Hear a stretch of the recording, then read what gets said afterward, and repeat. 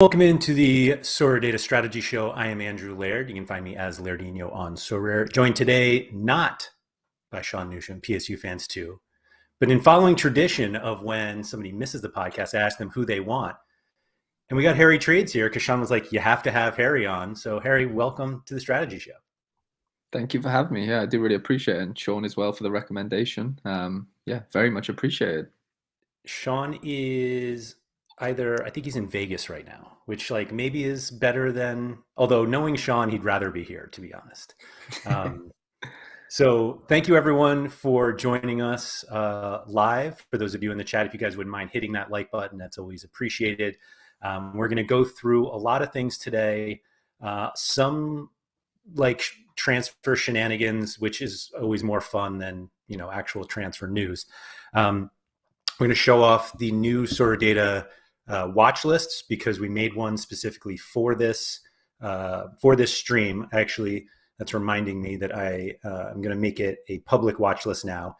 It's available. The link to the watch list is available in the description of this video on YouTube, at least. If you're listening to the audio version, then you can just search U23 expectations and speculations on SorareData for that watch list. We currently have 51 players on it. We're not going to go through all 51, I don't think.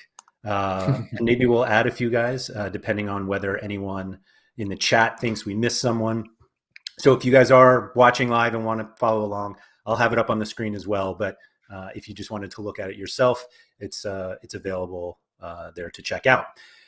Harry, there was some transfer, I don't even want to call it news yet, for a player that is in your gallery. Another player, the same player, is in John Nellis's gallery and is kind of popular on this show because of that. What do you think about Millwall? I think the initial reactions to what I was seeing on Twitter was a little bit of an overreaction in the negative way, if I'm completely honest. Knowing, and following the news recently of, he looks like he's going to move. He's at Fortuna. Sorry, he is Zion Flemming, for those of you who haven't caught up yet. Yeah, Quinny said cheering. Zion Flemming had a really good season last year in the Eredivisie, albeit for a poor team. I think they literally just escaped relegation. Zion was basically at fault for that in a good way. I think he got a clearance off the line and a goal in the last game of the season. So there was always going to be interest. 23 years old, and there's always been championship rumors. There's been a few like Werder Bremen rumors, which didn't look great to the eye. No. And today there seems like the news broke. Millwall looked to have bidded, what was it, 2.5 mil, something like along the lines of that amount for him. I'm not sure how official it is yet. I know Millwall haven't tweeted it, so we'll wait for that.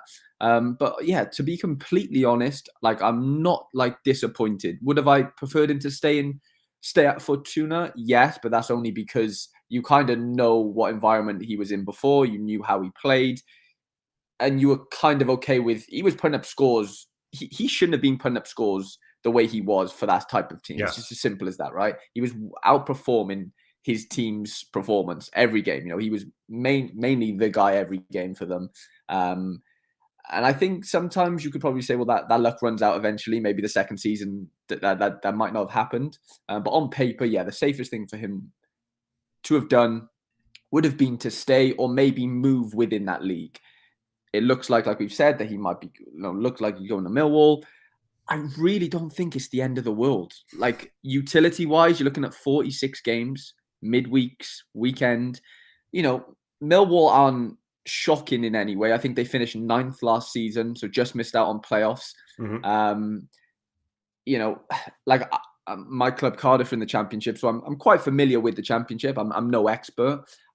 It's not the prettiest league in the world, but for someone like Zion, like the way he is, the way he's built, his stature, his physicality, like I see him doing okay there. And I don't know what doing okay really means, but I don't see him struggling. Like I just don't see why Millwall would spend 2.5 million on a 23-year-old where it'd be like that much risk involved. Like I feel like they know he's pretty suited to that league. Otherwise they wouldn't buy him. It's just, you have to just read between the lines sometimes and go off what is fact, and the fact is Millwall want to buy this kid for a reason.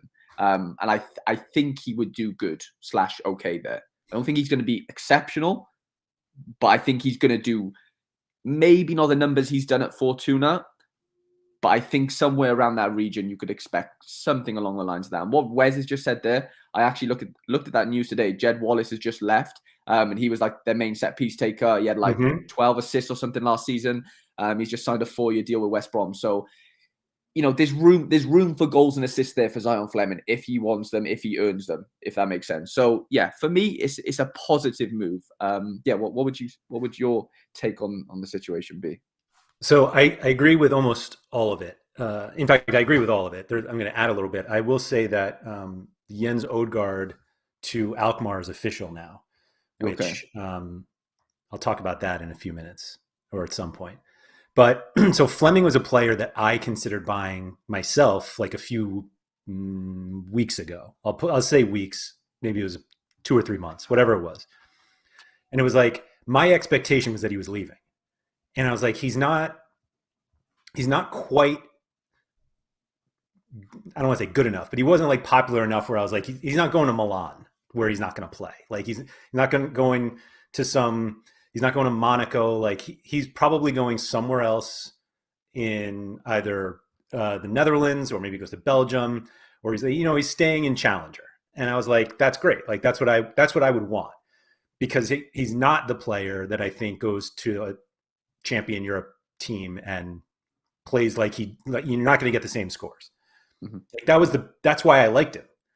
And so I ended up not getting him for different reasons. But then the Werder Bremen rumors started, and it's like, that's exactly what I didn't want. So everyone who's like, if you looked at that and you were just like, oh, that's a good move. Like, I don't think that's a good move at all, because like, even if he was like, everyone's like, well, Bremen's like, they're not that good. So like blah, blah, blah. And it's like, not that good in champion Europe when you're coming up from Fortuna is very different than not that good or average in the championship. And so there was like some initial like negative talk about Millwall. And they were like, well, they're not a big attacking side, and so he's not going to be that good. But like Fortuna weren't either. And he was fine. And so I was looking up kind of what they were, how Millwall did last year. And I was like, who is he basically like replacing? So because you can do this on Sorare, like I'm like a slave to set pieces. Like I want to know who's taking corners and like how they do. And so if he's going somewhere and like the set piece taker was a good scorer and like there's an expectation that he could be the set piece taker, I'm like, all right, I'm interested in that. So I actually basically just did last 40 and corner takers, and we've got Wallace here. So I click over, and if you look at the scores, like they're fine, like they're pretty good, but they're also coming from like how old is he? 28-year-old midfielder. But if you get scores, like if you get these opportunities out of a 23-year-old forward, like that's great. Like you're not, and I'm not saying like they're exactly the same. Like I'm not saying that at all. But it's the situations that are there, because like Flemming isn't like an out and out striker. Like that's not what he played. No. He basically played this cam role. And so I'm like, all right, and just like playing around, and all of a sudden like Wallace's stats, like if you could get these stats out of Flemming next year, or this, this coming season, you would take it in a second. Yeah. So 100%. I'm in on Flemming being good at Millwall. Add in the fact that they play 1,000 games a season. Like, how do you not like that move? And so I'm here like pumping a player that I don't have, which is really like the worst part of all of this. Clearly I should have gone for Flemming. And the market seems to like, I guess somebody's interested in this. The rares are now like 0.64 is the last, was that the last one? Yeah. So like people seem to like it. The limiteds are probably, are moving a little faster. Yeah. This is all today. I think to give like a a more accurate comparison, even though they're on different teams, but they're still in the championship. You know that Joel Piroe or Pirot, Yeah, however you Giroud, yeah. second name. He came from PSV, 22, I think he was at the time, moved to Swansea. And he did very well in the championship. I'm not sure how many people I personally I didn't know enough about him, prior to the Swansea move to know how good he would be, but he did perfectly fine as he's like body shape. They're very similar. Piro's left-footed, but quite tall, quite physical, like very similar players, both like number 10s, cams, creative players. He's shown that it's possible. You know what I'm saying? Okay, Swansea are a more ball dominant team. I get that. Like they play good football. I'm not going to say they don't, but ultimately, I'd like to bet that Zion's graph wouldn't look too dissimilar to this. Maybe a bit worse, maybe a little bit better. Who knows? But I don't think we would see like a crazy difference personally. I really don't think we would.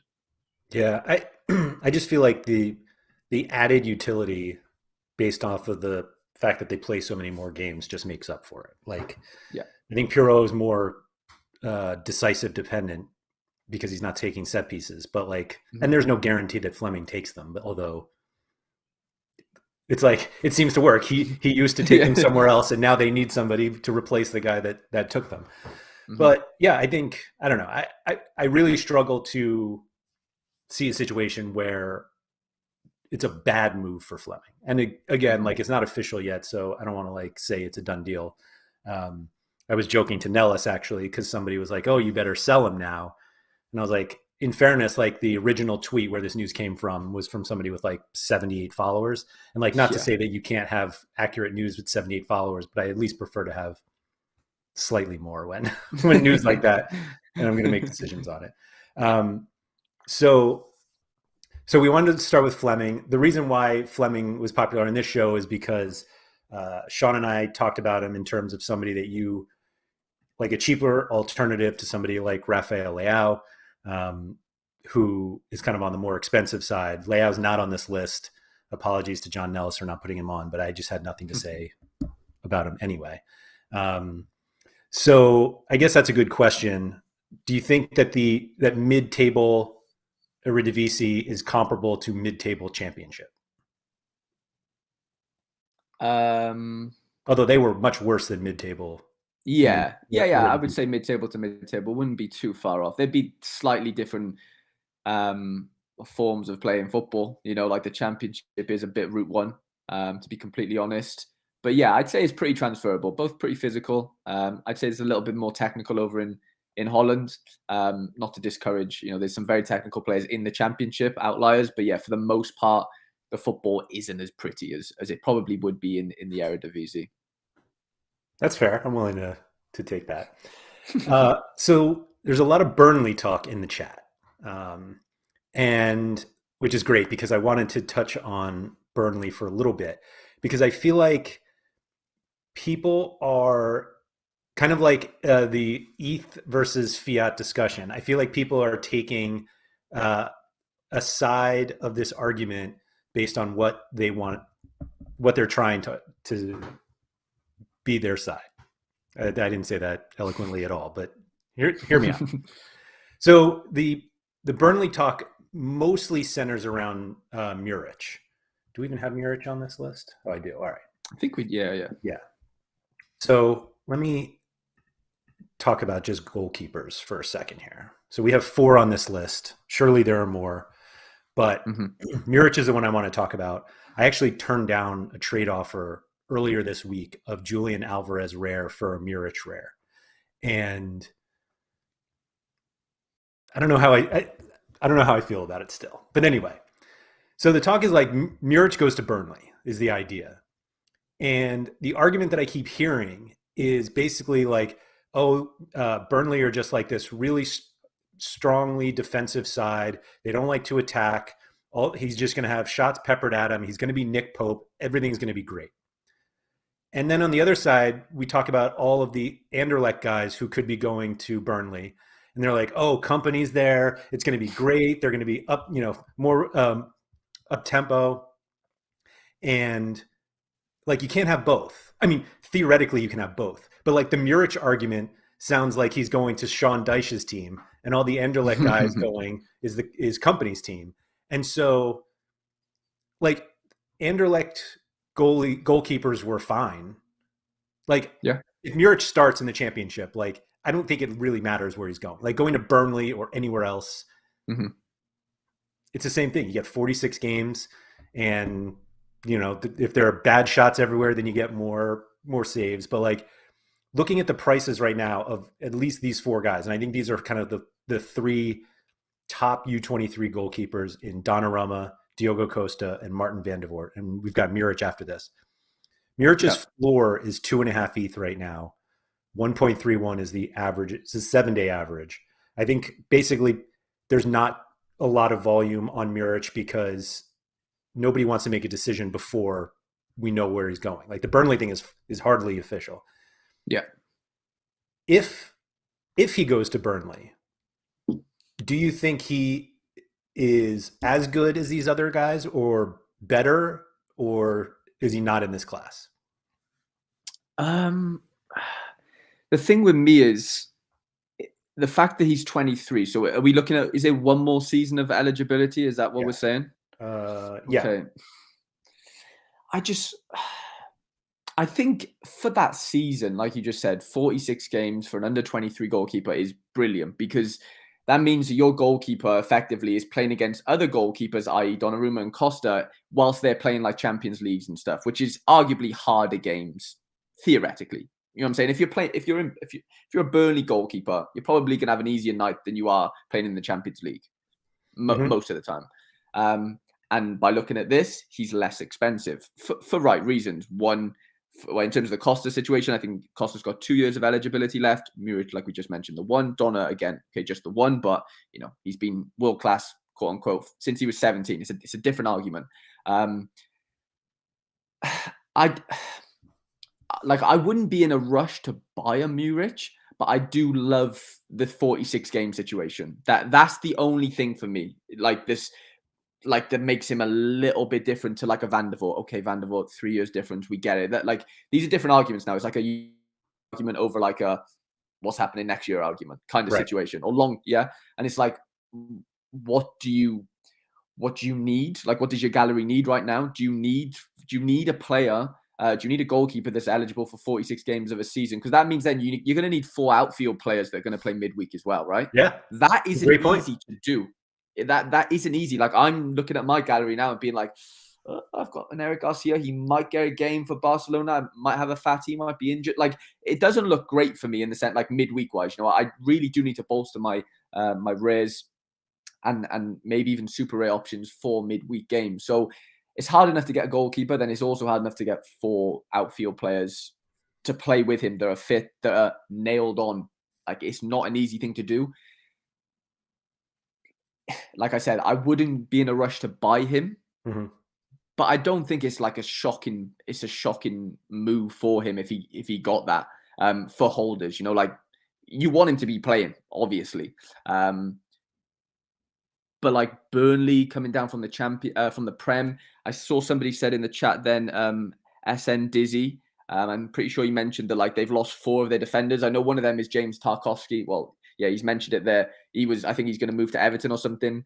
Probably one of their best defenders. Yeah. So I think Company. Yeah, I think Company needs to rebrand the club effectively. Yep. For him to implement his like Anderlecht philosophies, whatever Man City philosophies, and bring that to the Championship, which won't be easy because the conventional way of playing the Championship isn't like amazing football. You probably have to be in between both.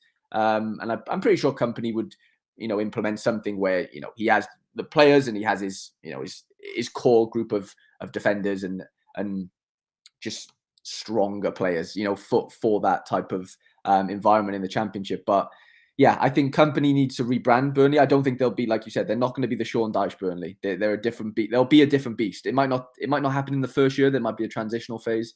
And that sometimes can kill teams. Like, the sort of gas that you lose from they've been in the Prem for a few years now. Like, they were an established Premier League team for a long, good 7-8 years, maybe more. I don't know off the top of my head, but it's been a few years, and it's like, I know they've just got a good name in a manager, but I don't know. I don't think it's a move where we're going to see Burnley get clean sheets every week.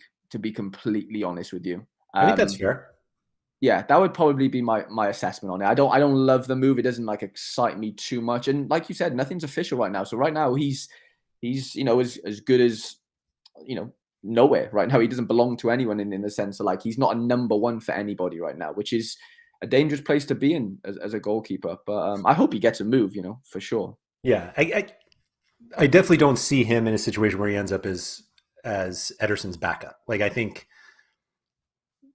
whether Zach Steffen stays or goes, they just signed Ortega from where was he? Bielefeld. Yeah, somewhere in the Bundesliga where he was very good, and now he's just going to be a backup. So yeah, I expect Muric to go. Burnley seems like the spot that everybody thinks he's going, but I think his price is not as high because he doesn't have the job yet. He's just kind of in this weird weird waiting game. Thank you. I forget who the first one was. Somebody mentioned Maduka Okoye, who should be on this list. He is fully expected to be the starter at Watford. He's now more expensive than Martin van de Voort. I'm assuming the expectation, well, not the expectation, the midweek utility that you know of from Okoye is what makes him more valuable than Van de Voort. As somebody myself who has Van de Voort, it feels like he hasn't had a clean sheet in his entire life. But obviously we know that's not the case. And then somebody mentioned Safonov. And Safonov was kind of an interesting one that I was considering yesterday as I was listening to the latest End Product podcast, which if anybody hasn't listened to is excellent. Tony Watt was off this week, and Sojiwa, who I believe was in the chat here, filled in for him. And it was a fantastic conversation, as always. But the kind of conversation with Safonov, and he's obviously much cheaper, is we just don't have any idea like what's going to happen with Russia. Like the expectation is that Opta keep covering them, and as long as they cover them, then they'll be fine in the game. I believe they are adding 2 teams to the Russian Premier League this season, which obviously increases the number of games he will play. Somebody else, where was it? Baptiste just mentioned that Safonov's current 5% bonus should stay on his card because Sorare are not minting any new Russian Premier League cards, which is something I didn't even think about, which is kind of an interesting observation. So I think Safonov is great as long as you're okay with the possibility that at any point they just stop. And so that's like a huge risk. Pierre has brought up the Premier League winter break, or the Russian Premier League winter break. Agreed, that one is not fun. The Austria Bundesliga one isn't fun either. But it seems like there are a couple in Russia. Yeah, Lomoyov is another that it's like we have to stop thinking about everything that we want to think about. And instead you're like, what are the chances that these games, like, they're not going to not be televised? Like Opta scores everything on TV, and like the Russian broadcasters are not going to voluntarily stop broadcasting these games. So it's really just a matter of whether like Opta decide. Like they mentioned I think they mentioned it on, or I'm sorry, it was a different podcast I was listening to, but they were saying how like a lot of at least US sports books don't take bets on Russian events anymore. So like really all we need is Opta to be like, we're not going to do this anymore, and we're in trouble. The season starts in like 3 weeks though, so we'll know at least at the beginning if they're going to have them. I guess somebody said they're not adding anyone. I thought they were still talking about it, but either way, if you knew that Russia was playing all season, that we would get scoring all season, does Safonov get into your discussion, knowing there's also no they're not playing any midweeks in terms of UEFA competitions because they've been banned from those? Yeah, the bottom line is yes. Looking at that price there, that floor price of 1.6, I don't want to say seems too cheap because we've mentioned there's there's questionable situations that we just don't know what is going to happen. But like you said, if you're telling me that we know the Russia is going to play the Russian Premier League and everything's going to be fine and Opta's going to cover it, 1.6 ETH for him, albeit 1 year left of eligibility, I believe. I think you probably take the risk on that. Like you're looking at like an Okoye for 3.2 floor price now. We're looking at double the price. Okay, he's going to have an extra year of eligibility. Okay, midweeks, but I think if you want to do under 23 on a quote unquote budget, which is still not a budget, is it 1.6 ETH? It's a lot of ETH.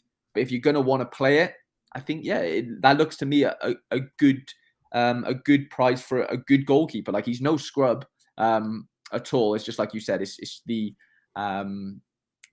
uncertainty around the Russian Premier League happening or not. But I did see, this is like going off topic a little bit, but I'm pretty sure I saw Nike said that they're going to like pull out of Russia. I know that's nothing to do with Opta, but I'm just, like when companies start hearing things like that, I know like McDonald's were the first one, but then McDonald's like rebranded, I think. And then they, came back as a McDonald's basically. They sold all their Russian franchise and somebody else reopened them under a different name. Okay. Under different, and like same recipes, whatever. So in terms of the Nike thing, like does that scare off like sports companies as a whole? I don't know. I'm just throwing it out there. I heard that. Who knows? But somebody said we forgot Lafont as well. Now he's back in the conversation. 2.4 ETH floor. But I'm pretty sure Nons have Europa League this season. Is that right? Yeah. Yep. So if I'm looking at that and I see Lafont at 2.4 or Okoye at 3.2, it depends if. I don't know. Actually, that's a good conversation. What would people prefer? Lafont at 2.4 or Okoye at 3.2 if you're just going out and just buying them right now, no negotiations? I would stick my neck out and say I'd pay the extra maybe and go with Okoye just because the extra year of utility. That makes a difference for me. I got to be honest. That's one of the reasons why I bought Diogo Costa over Donnarumma when I did 5-6 months ago. Just because I knew I wanted my gallery to be an under 23 gallery, meaning that I wanted longevity, but that means 2 years over 3 years in that sense. But for me, I would pay the extra. What is it? 0.6 ETH or 0.8 ETH? 0.8 ETH for that extra year, if that makes sense. That would be my take on that situation. Don't get me wrong, Watford could go up and they could play in the Premier League, and that's not ideal. But I would probably take the gamble on getting an Okoye over a Lafont, and I think Okoye obviously plays for his national team as well. Yes, I know he's been in and around the national team. I don't know if he's a guaranteed starter. They are not going to the World Cup. Okay, well, so you won't get him for those 3 game weeks that you normally. I won't get him for those precious 3 game weeks. But that's an interesting conversation between those two, I guess. And then you've got Maximiano that you've just added in.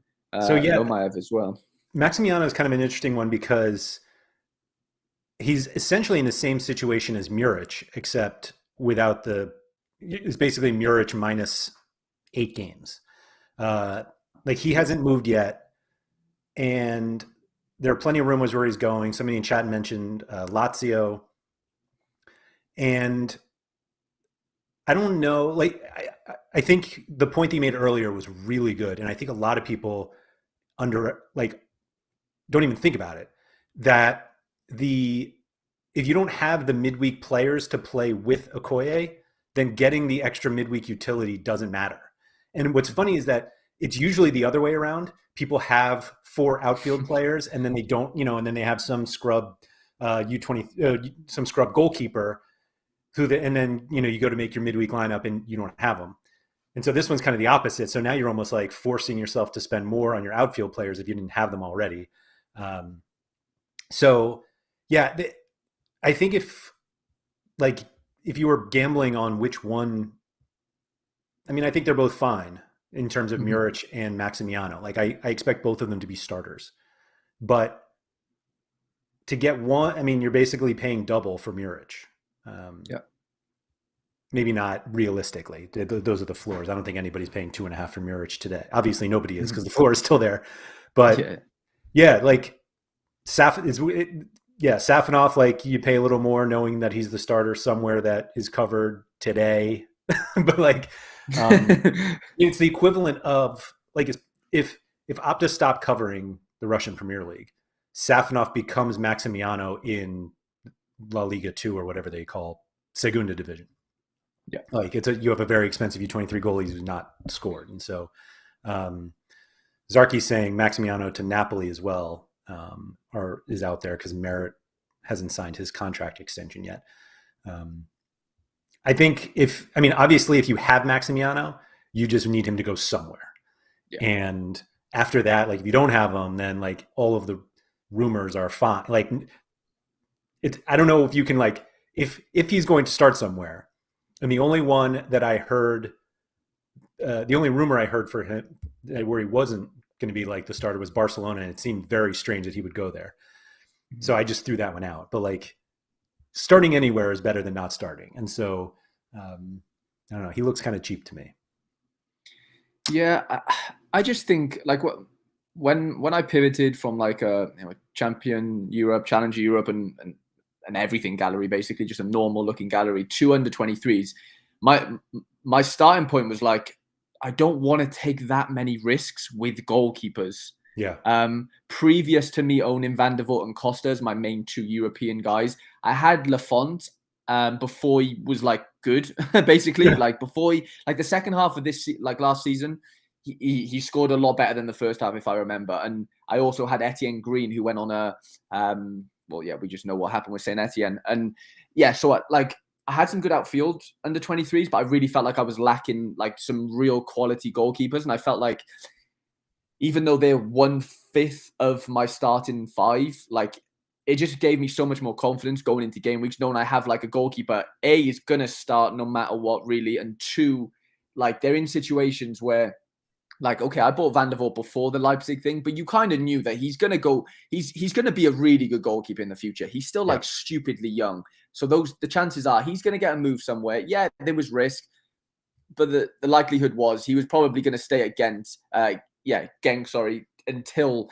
something crazy came in, and Leipzig was that something crazy. And then with and then with Costa, it was like, unless a crazy team comes in, like a United or somebody that needs a starter, there's no way he's going anywhere, really. He's just won the league at Porto. Like, it just, like, in my brain, how I calculated it, like, they were my most, like, not most nailed on with utility for the next few years, if that makes sense. They weren't 23 at the time, So what I'm getting at is I just don't like betting too much on this whole, like, buying a Maximiano and maybe, like, I don't know, 80% he's a starter, but there's a 20% he might not be. Like, I just want somebody that's just going to be a starter. Like, just give me a starter. With under 23s, you need 5 guys out there. And I just don't want to take risks, basically. I don't want the risks associated with goalkeepers. As much, I'm trying to minimize that risk as best I can. If I have to pay over the odds, I have to pay over the odds. But I think in the long term, that peace of mind for me was like, big, very, very, very big.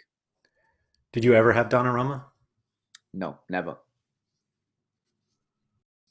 Nothing against him. Well, everything you just said means you shouldn't have Donnarumma. So, as in, if he was the same age as Costa, I would have probably bought Donnarumma when I bought Costa, if that makes sense. But Donnarumma is like the opposite of like the sure thing starter.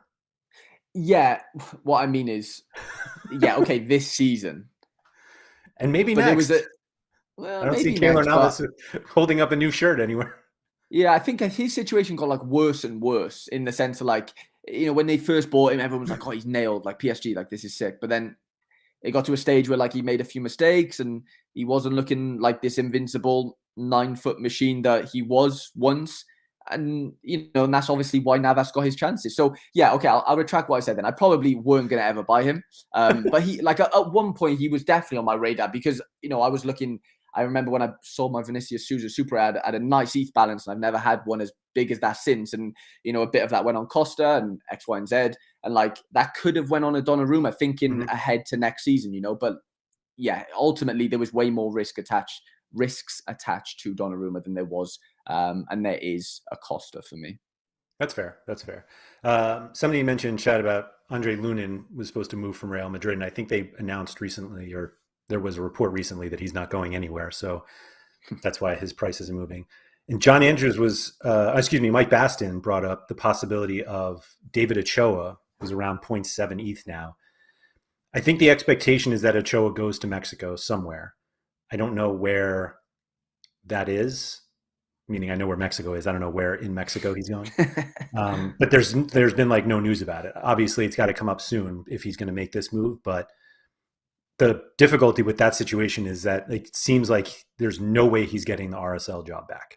And so Zach McBath has been like more than fine. And so Ochoa seems like a bit of a headache. And so at 0.7, like if 0.7 is in your budget to, try to gamble, like I think it's not a bad play. Like he's still young and the expectation is that wherever he goes, he should start. Like he shouldn't go somewhere to not start. And so I think that's fine.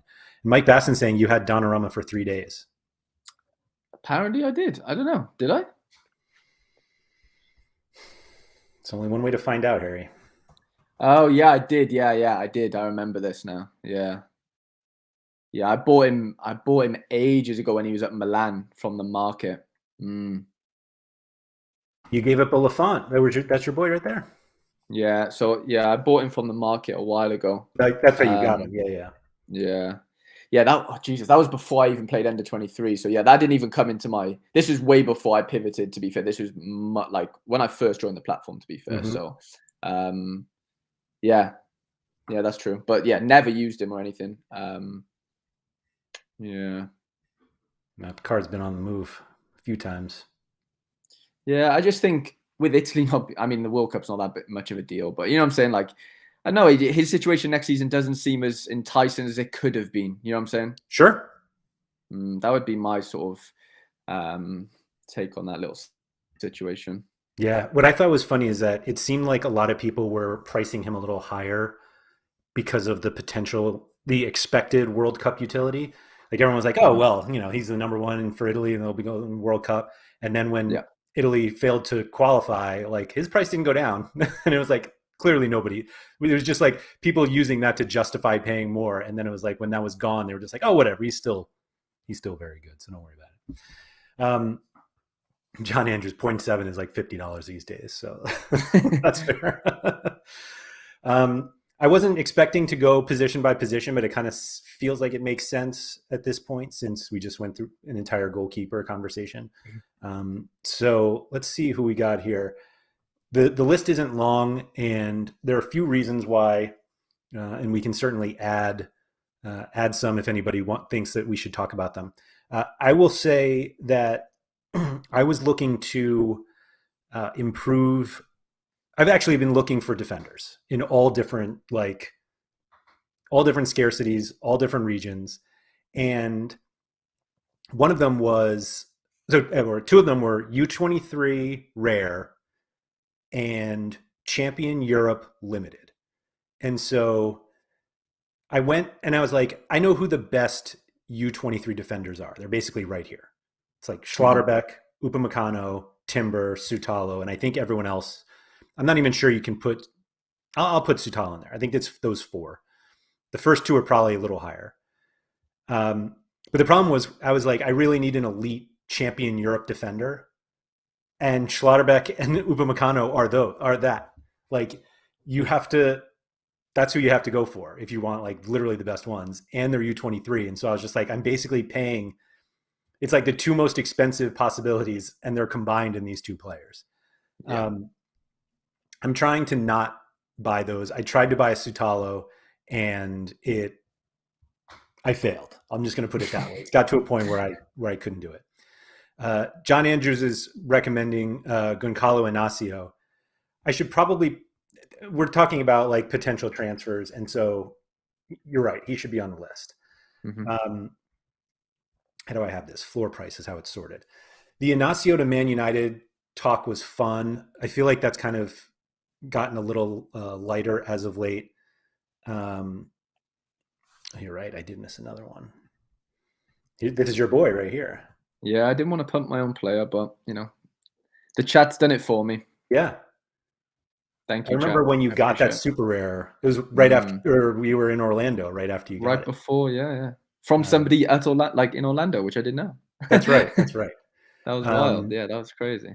So he seems underpriced versus Inacio, But maybe I just haven't like. I think I underappreciate Inacio anyway, which is weird because I had it Don the entire year and like knew the defenders that were there.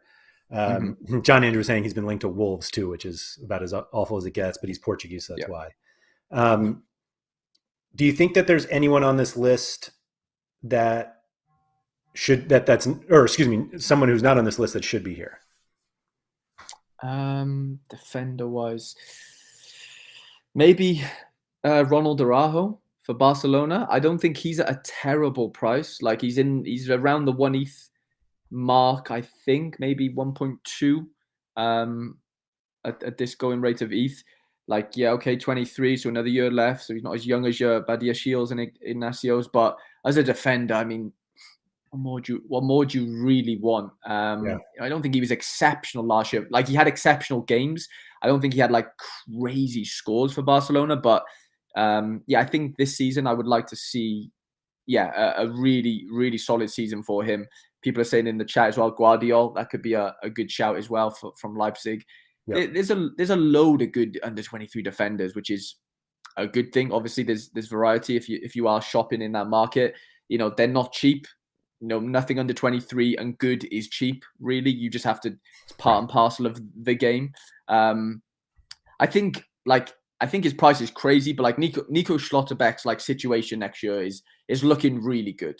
Like I just watched him for the Nations League with Germany, and I'm not saying he's going to be like the next big German centre back in terms of like an effect maybe Hummels did like 10 years ago. He very very well might be. But going to Dortmund, I think that move is phenomenal, especially going there with Sule as well. Obviously not under 23, but it seems like their whole defense is going to get some sort of like a revamp, and I think Schlotterbeck's obviously going to be the biggest part of that. I can see him scoring incredibly well next year.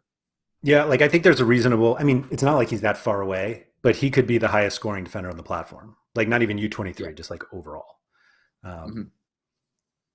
which is Yeah. scary for those who don't have him in U23 or Champion Europe, I guess. 100%. I'm going to add. So there was a recommendation. Who is this? Viderlix. That's how I would.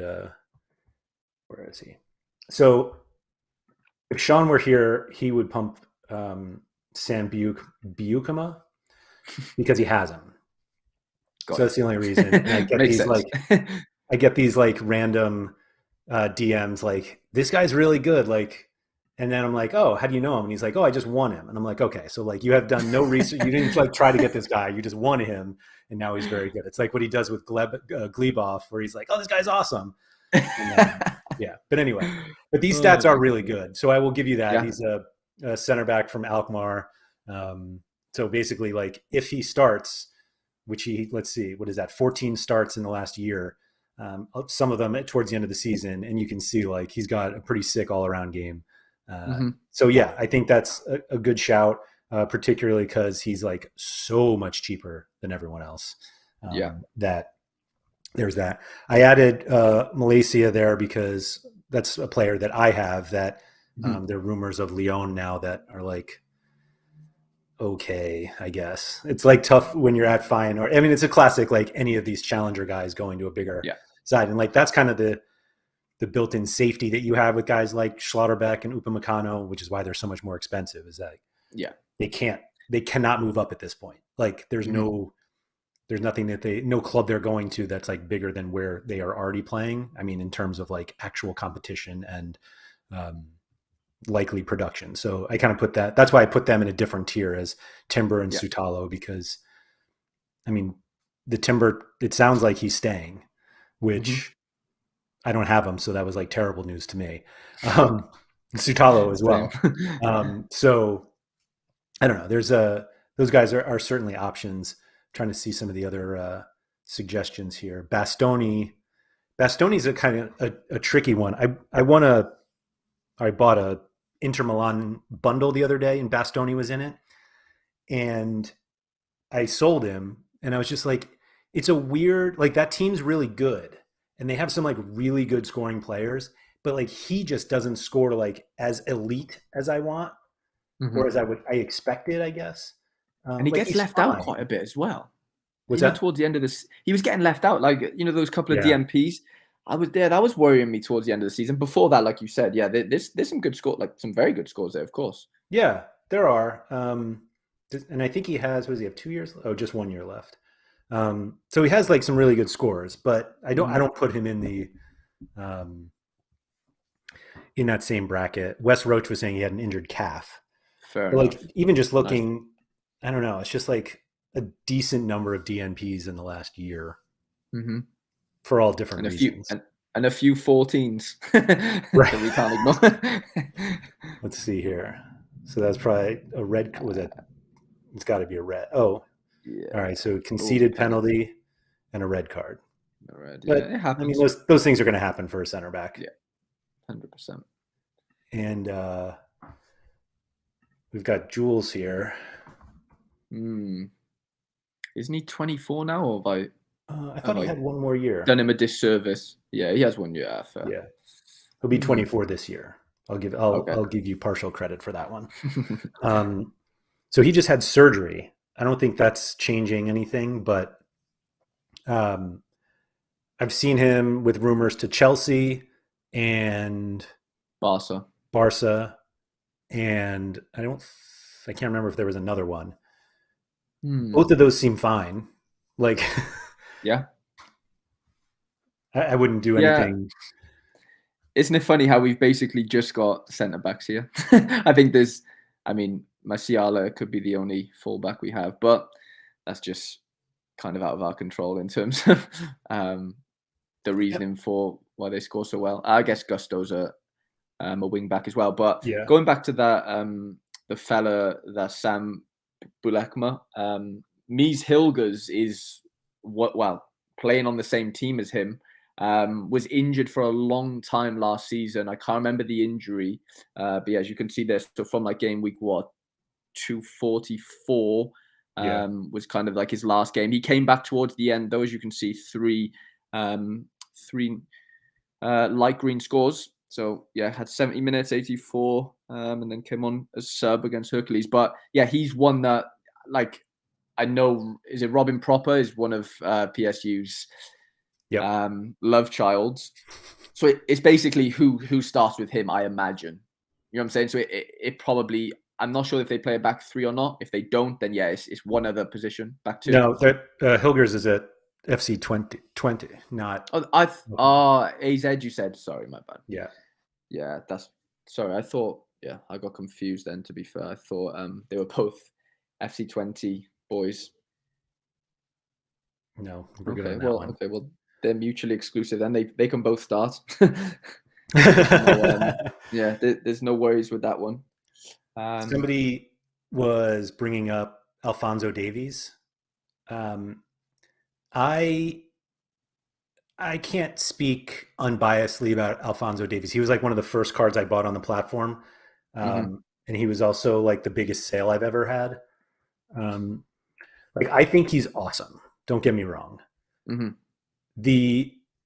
I don't want, he's kind of so looking at the score graph, and everyone's like, we need to make fullbacks better. And it's like, he has some terrible games because he's a fullback. But he's got enough awesome games where I'm just like, I don't need this to get any higher since I don't have him now. Like, when you play in that position for an elite team, you're going to have more than enough decisive opportunities where it's okay. I mean, granted, he's only had, 10 decisives in the past year, in 53 games. And yet still, like, the scores are okay. He's like your classic fullback on the elite team. Like, you can win a podium, like Pierre said, ultimate podium or bust option. And I think he's great, but that's it. Like, if he has this bad game, like, you're not winning anything.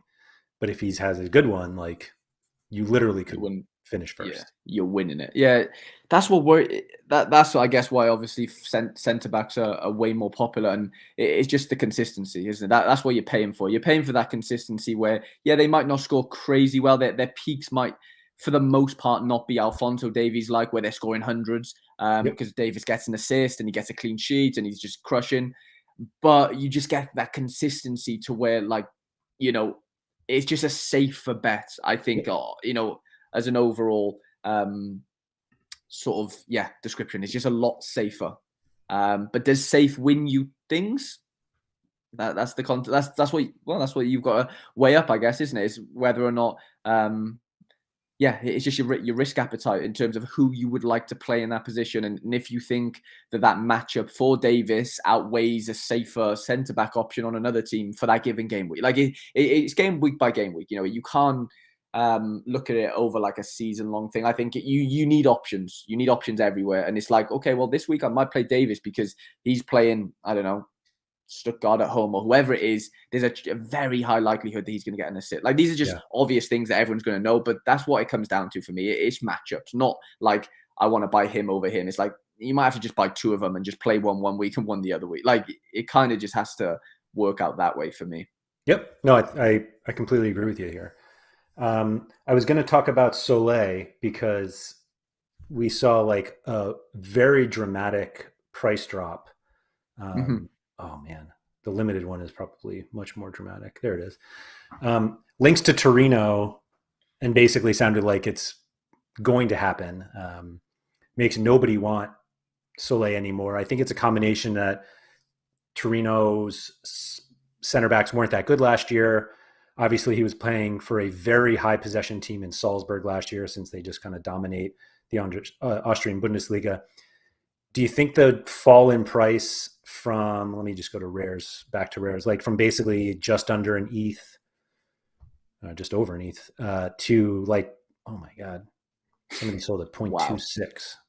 Jesus. And yet today was 0.67. Okay. I don't know. Basically half price in a day. Is this price low enough for you to like him?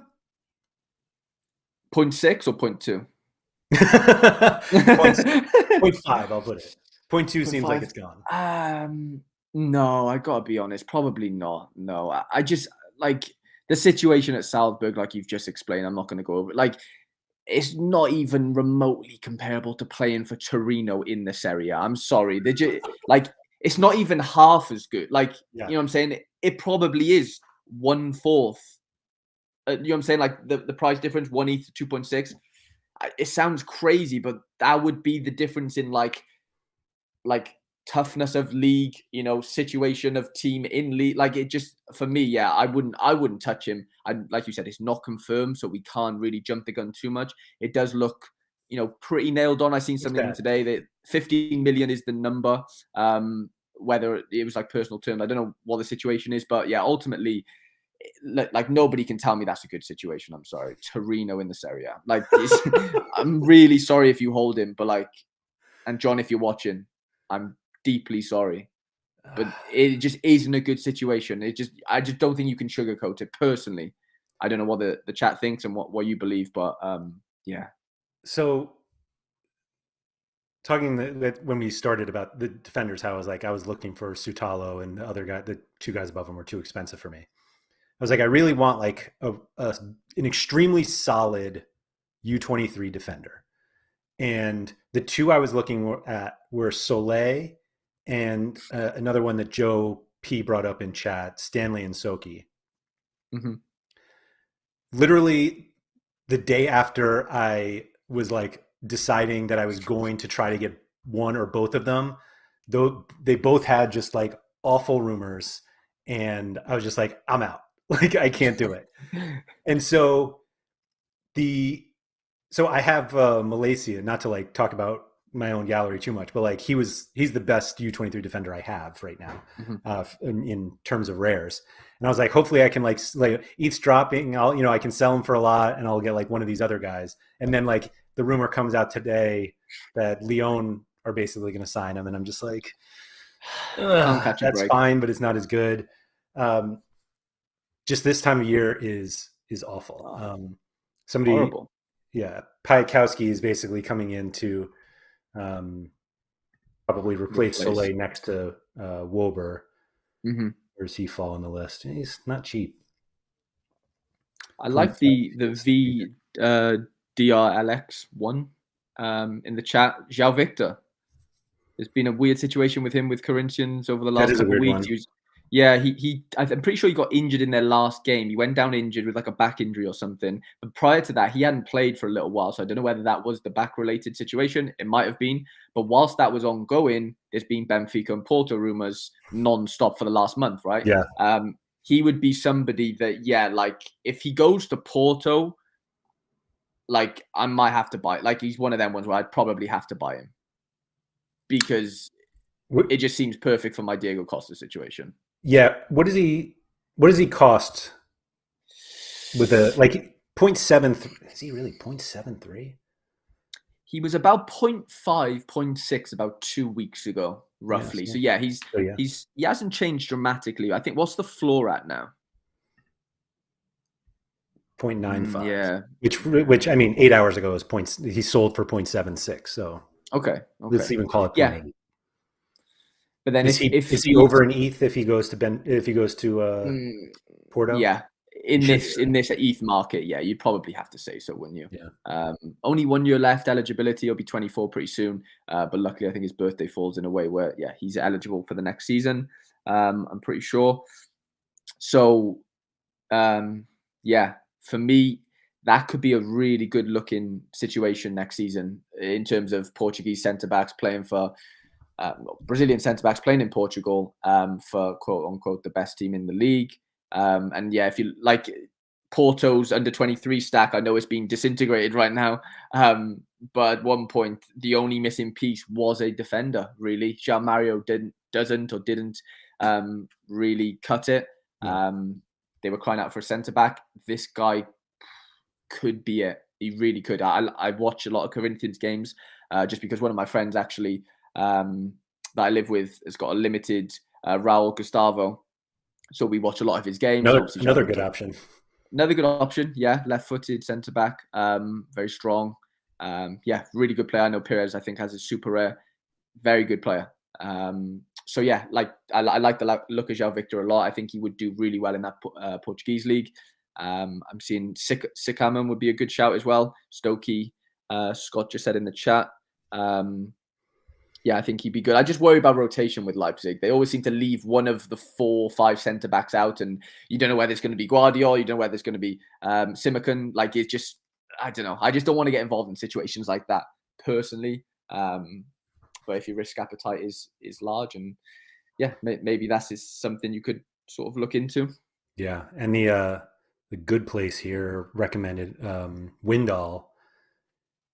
Windall's price popped up because there was all this. Everybody was just like, yeah, he's going to Ajax. Like he's going to replace Lisandro Martinez if he leaves, and then Blind moves to center back, and then that left back spot's open for Windall.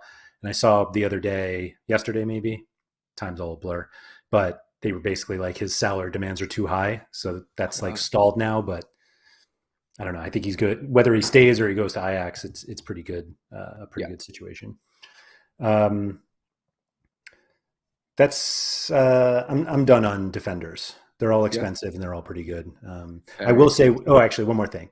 I lied. With Raul Gustavo, he's basically João Victor without the Porto links. Like there's no talk of him going anywhere, but there's plenty with João Victor. So 100%.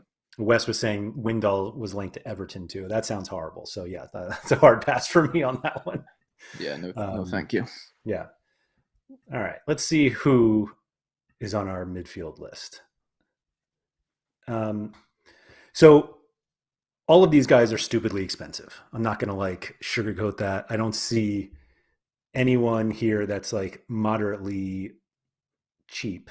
And not that that's what this conversation is. I was replying to a tweet that you sent out of who the top 3 midfielders are. One of which I don't even think we have on this list. At a Jedson quickly. But I said it was going to be Pedri, Jedson, and then Joey Veerman. And then Sean started giving me a hard time that I didn't have a Pedri. I still don't.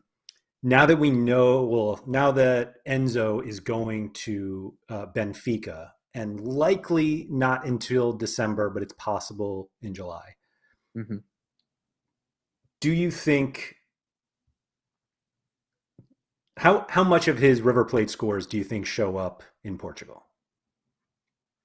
For a team like Benfica, I know, like, let's be honest, there's three good teams in Portugal, right?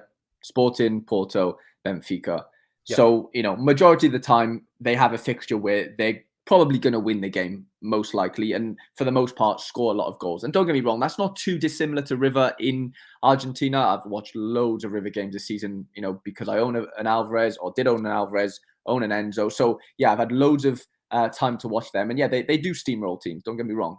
But so did Benfica. And my sort of analysis on it, like, Benfica getting a new coach, their midfield that sort of played a lot last season, Adel Taarabt, João Mario, and Julian Weigl. Like, I don't know if I've missed anyone in there. I know those three are involved. There might be others. So, I'm not getting it all right. But basically what I'm getting at is they had an aging midfield for the most part. Yeah. They're clearly looking into bringing, fresh blood. And I think, I'm not saying he's going to be as good, but he's going to be very, very, very close. Like, I'd be shocked if there'd be like much change in his scores. Is it a harder league? Yeah, you'd have to say so. You'd be stupid not to say. But the fact he's playing for such a good team helps, obviously. You know what I'm saying? Like, he's not going to a scrub. He's not going to a mid-table team. He's going to Benfica. They play Champions League football. They're a very good football inside. Like I said, new coach.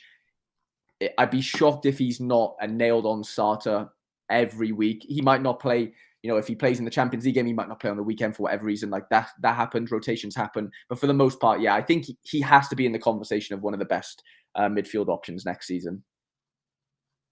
So I talked about this with Sean a little bit previously, not on stream, but I'm going to bring it up now as well. Mm-hmm. So he likes to compare or think of Ibrahim Sangare when he's like, what are my expectations for Enzo? Because manager for PSV is going to Benfica. Enzo will play kind of in the spot there that Sangare does. He's got a little more attacking upside. And so he's like, I think Sangare is like the floor of what you can expect. And I was saying that the difficulty with this argument is that you still have to consider that Benfica play, you have to still consider the league. And I get that that Benfica kind of dominate, one of three teams that dominate in Portugal. So because we have three teams that dominate in Portugal, and although you just said that obviously the Benfica ones weren't great, so I had to look this up. I'm going to pull it up in a second. But how many midfielders in the Primeira Liga, which is Portugal's league, average at least 60 fantasy points in their last 40? So like basically most of last season. How many midfielders in the entire league average 60 fantasy points? As in like Sorare points? Yeah. So like if I pull up the rank, I'm going to pull up the rankings. Probably not many. Diego Goncalves, was he one of them? I don't think there'll be many, to be completely honest. So you're right. There's zero. Okay. And I'm not saying that it can't happen. Obviously, it's like Enzo's a kind of a different beast. Mm-hmm. New manager. They're going to have a ton of new players on the team anyway. But it's just like going to a league that just doesn't produce any players score-wise that we've seen out of somebody like Enzo worried me a little bit. That's all. And yeah. I think that I'm biased against Enzo because I don't have one. I'll totally admit that every time somebody has to remind me again how awesome this guy is, I have to be like, well, and every time I try to make a point, it's dumb. It doesn't work because the guy is awesome and he's awesome in this game. But I think that I think there are some unrealistic expectations. And I think River Plate scores right away for Benfica are completely unrealistic, Mm-hmm. particularly in like if he goes in January. I mean, it doesn't matter when he goes, but like the first 6 months, I don't. Everyone's like, oh well, there's plenty of evidence of guys changing leagues and crushing. Look at Luis Diaz, and it's like, all right, well, you don't count Luis Diaz. Obviously, it's a very different situation. Mm-hmm. Although he was going from Portugal, um, like it just doesn't happen that much, and so I just I don't fear that Enzo will come up short. But like if there was like anyone else in the Portuguese league that we could look at and be like, that's what Enzo could be, we just don't. It doesn't exist, and so that's me attempting to rain on the Enzo parade. I get it. I get it. I think what Piers is saying there, and I'm gonna like the best comparison I would say in terms of like who's Enzo's as similar to that's playing in the Portuguese league right now is Vitor Ferreira. Okay, Vitor has a few set pieces, so okay, let's kind of take them away from Enzo. Let's just say he doesn't have any for Benfica for what he doesn't take them for River, so for the most part, why would he really take them there? He might, whatever. Let's just say he doesn't. Like Perez has said, his goal threat is something that Vitinha doesn't have. For a box-to-box midfielder, if you're scoring goals, you're gonna get good scores if you're playing for Benfica in that midfield. That's my belief. That's what I think we'll see. Okay, like you said, the L40 averages of midfielders in the Portuguese league doesn't look, amazingly brilliant. But I just think that, like, I'm not gonna say that Enzo is better than all them, but like Enzo isn't them, and they're not Enzo. So like, let's give the boy a chance. But I do think, like, in terms of like how they are as players, Vitinha is a bit smaller, a bit slighter, a bit more agile, but Enzo's just like a powerhouse for me. And I think his goal scoring capabilities, obviously gets assists as well. But like Piers was saying, long range shots and stuff. And it was really funny. I first bought him because of but what was funny was I bought him, let's say a couple months ago now, before the season started, because of Josh Foyth, Jenky. And he was like, yeah, I've taken a gamble on this Enzo Fernandez kid for River because I already bought Julian Alvarez. I was like, you know what, let's build a little stack. Bought him, whatever. And I'm not joking. I watched the first 5-6 games, and somebody might be able to be a bit more accurate in what I say here, but I think he hit the post like 4 times. It was unbelievable. I promise you, it was crazy. And I was just like, what is going? Like, why can't he score? Like, it was unbelievable. But somebody said, yeah, he was underperforming his XA. I think who mentioned that Surfler underperforms his XA at River, and they're pretty wasteful in chances. But yeah, it's hard to compare different leagues. But yeah, ultimately, I see Enzo having a good impact in that Benfica midfield, whether that's in July, whether that's December. I really do see him. Really kicking on, and eligibility till 2025. He's got a few years left in him. It's ridiculous. It's so long. And then don't get me wrong, I don't think he'll be at Benfica for a long time. I think that's a stepping stone into something bigger, a lot bigger. Yeah. He probably could have done that now and maybe got loaned out to another team, if that makes sense. Like, Man City might have bought him for 40 mil. It's a lot of money, but then loaned him somewhere for 2 years, whatever way you want to look at it. But I do think he ends up at like a really, really good European club. And I'm not saying Benfica aren't that, but just a bit like the next tier up from Benfica, if that makes sense. Yeah, no, I think you nailed it. It's weren't there some Man United talks too? Yeah, I've seen that. That was one of everybody's like, oh yeah, Benfica, like all these rumors are great. And it was like, how about Man United? And they were like, bit early. Thanks. It's a bit 21. The kid's 21. Yeah. So I remember this. I mean, it was your tweet of like who the top players were at each position. Who were your choices for midfield? Do you remember? I think I went Enzo. I go Enzo, Veerman, and I said Vieira if he doesn't move, basically, and he moved. He moved immediately, yeah. So 2 out of 3 of them have moved. But I'll stick with Joe. Yeah, I think Veerman's, it seems too, like those ones, like they seem too obvious in terms of like they were so good last year when they moved to the better situation from Heerenveen to PSV. Yeah. Crushed. Like, is it too obvious that he's going to be good, or am I overthinking? You know what I'm saying? That's what my mind goes to. It's like, should we always think, well, they did this in this season, so that means in this season they should do this? I know they're the only stats we have to go off, so ultimately, that's all we can do is speculate from past performances. But is it too good to be true? Is what I'm basically asking you. Yeah, so Veerman was one of the first limiteds I bought when like Veerman was like the guy that I bought in limited because I was never going to be able to afford his rare. And when he moved to PSV, it was like this guy should be a lot more expensive because it seems so unlikely. Like part of the reason we don't like buying or spending so much on certain U23s is because we're like he's going to get a move and he's going to be dead on his next move. I mean, we're talking about so many right now. And there was like almost some built-in safety with Veerman because like he transferred in January, and it's like he's not going to transfer in January and then again in the summer. Like PSV aren't going to flip him that quickly. And so like that's why I was like, yeah, he should be much more expensive. I mean, his limited is now like over half an ETH. That is Jesus. Wow. Yeah, that's wild. Maybe I'll show off my buy here. Where is my purchase? I don't even remember where it is. It's like hidden somewhere in these in this gap. In the pits. Oh, now I'm really curious here. October 6th. Oops. Okay. Sorry for everyone for me just taking time to show off, but Joe P says Maro Jr. should be up there as well. Yeah, he is in the conversation, but it's a difficult one that we'll get into it in a minute. But anyway, somewhere. Oh wait, is that? Oh, there's that little yellow. Hey, there we go.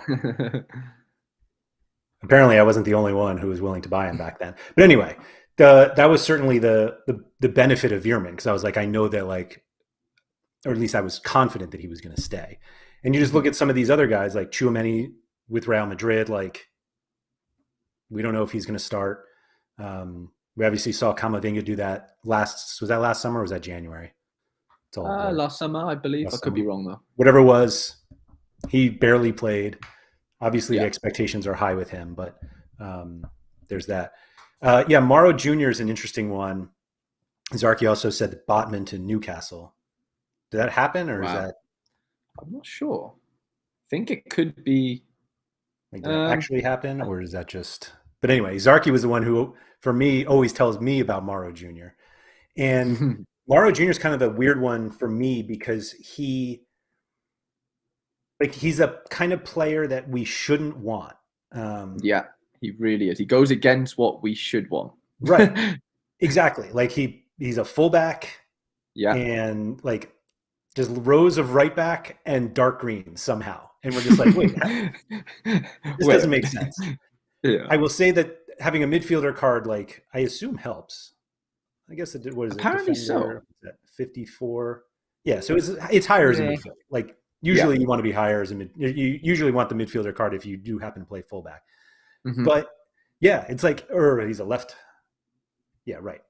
So yeah, everything that like we're told to go away from, and yet all he does is like bang out green scores. You have this guy? I don't think you do. I don't know. It's a funny one. One of my really good friends who joined a similar time as me, like he's good on his for some reason he has a niche and it's fullbacks. It's under 23 fullbacks, right? And he told me about Maro Jr. before he was even a starter at PSV, and I didn't buy him. And now it's got to the point where like he's so good, I can't give my friend the satisfaction. Sure. Of, like what he told me, you know. I do want one, I'll be honest. But then do I think, well, if I buy one of him, am I just getting like a really diluted version of Joey Veerman score-wise? Because they're playing in the same position in my team. They'll both be midfielders. Right. It's like if somebody's playing a Joey Veerman, and I've got a Gakpo, let's say. So I play Gakpo and Maro Jr., and somebody else plays a Gakpo and Veerman. The chances are, I'd like to think that the other, you know, the Veerman Gakpo situation is going to score better than mine for the most part, you know, over the course of a season. So am I just being a cheapskate in that sense? Like, do I just go out and try and get a Joey Veerman? But like you said, you bought him at a really good time. And I think that was the time to buy Joey Veerman. Now, like for me, like, you know, I don't really have the money to be spending on the Joey Veerman 3.5 ETH or whatever it is. Like, I just can't really justify it, even though, like we've said, it seems like the most obviously great situation next season. Yeah. It's tough. It's tough to fork out that much ETH on, especially at rare now. This is what I'm referring to. Sorry, guys. Just too much. And even 0.5 for a limited. Jesus. That's wild. Somebody, who was it? I'm trying to find it in the chat, mentioned Musiala. And the only issue I have with Musiala is I just have no idea when he'll play. And I think you can make arguments all the time that like he should play more, and every game week you could be like, this is the lineup, it makes sense for him to be in it, and you're just like never sure. And I can't have the guys like that. Like me personally, I can't. It's not worth me taking zeros 30% of the time. Even, like if he somehow starts 70% of games, which he doesn't, it's like that's ultimately my problem with Musiala. And that's why like the price is just wild to me that he's that expensive for somebody who like really is just not locked in at all. No. Yeah. People who buy him, I think, are just buying his like talent. You know what I'm saying? Like you're just buying him as a flex in the sense like like you said, he isn't a player that you're gonna, on a Thursday evening be like, this guy's nailed on for Saturday. Right. Like you just can't. Unfortunately, I love him. I think he's incredible. I have all the best things to say about him. But ultimately, as a buy, I would only buy him. Well, I'd only have him if I want him. Let's just say it that way. And I probably wouldn't sell him. I'd keep him. Yeah. Would he be used? Probably not as much as he'd like to be. But I'd love to own one. Like I love what he's about. But like you said, is it worth that risk at that price? It's not, unfortunately. It just really isn't. Yeah. The way that you just described it is how Sean described Gavi. And it was like, if I would never buy that card. But if I won it, I couldn't sell it either because like the upside is just so high that it's just not even worth doing it. Somebody brought up Kirkchu, who was on the list. I think he's kind of like, I don't know how anybody confidently buys him right now. Like mostly like there's just too much unknown. It's less he's a great, obviously he's been a very good player. The links to West Ham are basically what like stopped him from becoming more expensive. But that's one that it's just like the range of outcomes is way too big for me to have to spend whatever 1.6 ETH is, $1,600 or pounds basically. Yeah, I think he was too good last year to not get a move. You know what I'm saying? Like, unfortunate for like as holders. I'm not a holder, but like for him, it's great. Obviously, personally, he's going to go and get a great move, I imagine, and a big move at that. Because I've watched him play, and like he's really, really good for like how was he 21? Like he's really sharp, and to be was he captain of that final team? I have no idea. I'm pretty sure he was captain for a lot of those games last season. I could be wrong. Somebody in the chat very well may correct me, but I'm just having a look now. I'm pretty sure he was captain. Let me check. Seems reasonable. Maybe not. But okay, so when Bilo came back into the side, I think he was captain, so he must be club captain. And then Senesi, maybe not, but I'm sure I saw him as captain at some point. But what I was getting at was just as a, for somebody his age, he was exceptional last season, like really, really good. And there's just he offers too much in terms of like, I love set pieces, you love set pieces. Like he offers too much for like real life clubs to not want to like be scouting around that. It just makes no sense not to. Starter for his national team for the most part of this season as well. Like he is a guy this season. Like he has to move. Unfortunately, like that would be the best way to describe it for me. And as someone that doesn't know him, obviously, it's nice if you and the guy that's right next to him on this page, Luis Sinisterra, is the same. That they were both too good to stay, and they're also both too good to go to like a comparable team. And so now we're just looking at like champion Europe depth, and it just like that's the last thing that you want with your under 23 players, which is why they're just not that expensive. I'm not using that as a segue to get into forwards because somebody mentioned Vinicius Souza to Ajax, and it would seem silly to talk about under 23s with you and not talk about Vinicius Souza. So I remember the first time I know why I bought my Vinicius Souza because my friend Trippin B told me, hey, you should buy this kid. And I like heard you on a podcast with, I think it was Nellis, where you were saying how you were like the original Vinicius Souza buyer. And I'm like, I got Vinicius Souza's rare at like 0.13. There's no way Harry bought before me. So I look it up and you got him like 2 months before me. So like props to you for finding this guy.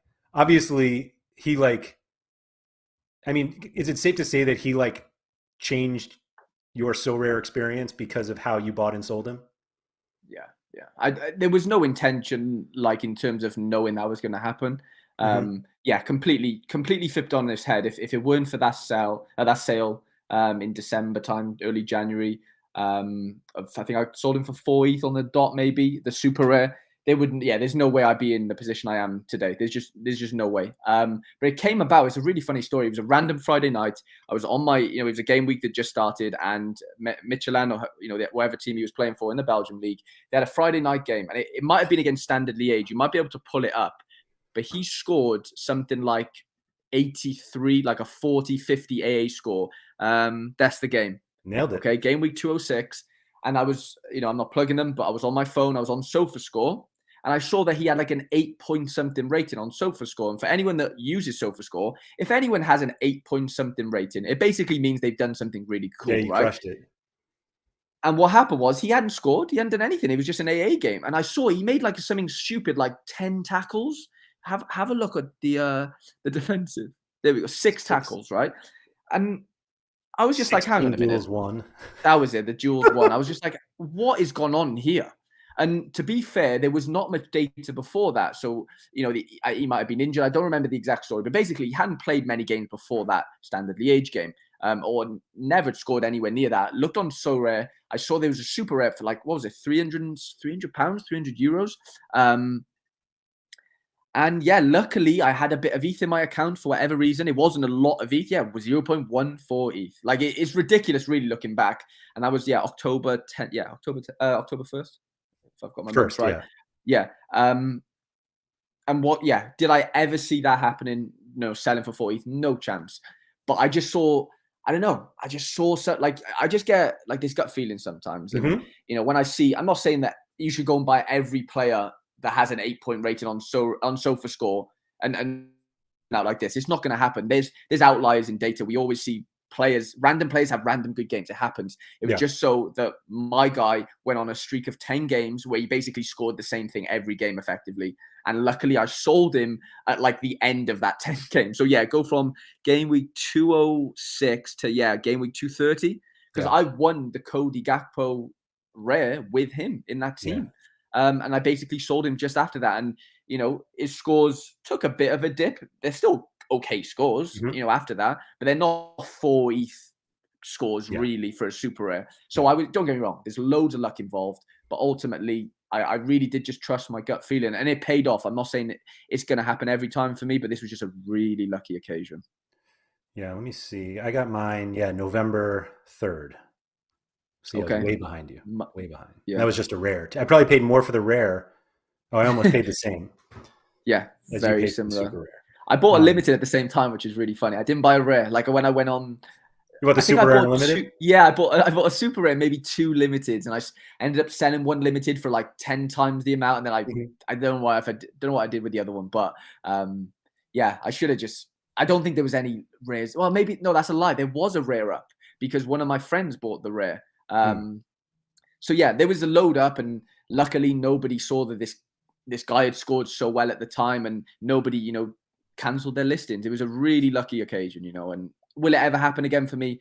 Probably not. But it's done now. It's in the history books, and like you said, it's really it really has transformed my gallery, and the capabilities after that sale has been crazy. Like being able to podium twice in under 23 D2, like that would never have happened. I wouldn't have bought a Tani super rare if it wouldn't for that Vinicius Souza super rare sale. I don't have that money to do that. It was very lucky. Very lucky. And now his price is rising again because he has links to Ajax, Celtic, Bruges, and there was one other. Ajax, Celtic, Bruges. Whatever it was, they're all great landing spots. I feel like every time we say that about somebody, they end up. West Ham starts calling, and we just ruin it. That's what happened to Tati Castellanos. Oh, Wes was saying PSV. Yeah, give me all those. Any of those, I'm good. Yeah, that's it. Somebody brought up that Florian Wirtz should be on this list. I think I did put Wirtz in my. He is on the list, but is he on the list? He's a forward. That's why. Yeah, he is. I was worried.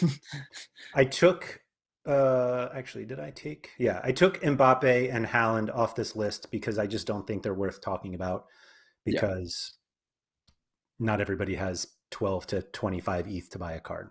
Mm-hmm. Vinicius Jr. probably shouldn't be here either because I think he's kind of in a class by himself.